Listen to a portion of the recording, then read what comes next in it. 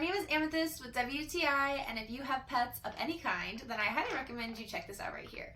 So if you have cats, dogs, small mammals, rodents, things like that, this is going to be an excellent toy to have. I use this with my cats and my pet rats, and it has provided an excellent source of stimulation for them. My cats are mischievous, and I know I'm not alone with that.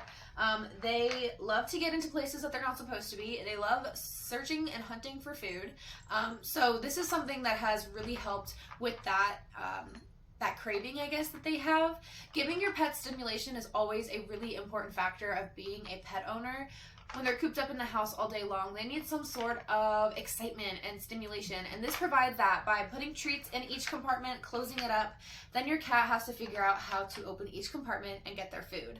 And I have pet rats as well, and I actually do give this to them as well, and they actually tend to get it a little faster than the cats do, which is kind of ironic, but it's perfect for all kinds of animals. If they can move this, then they can play with it.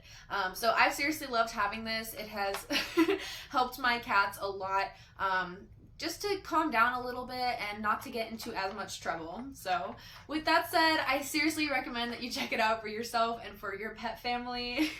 And that is my point of view.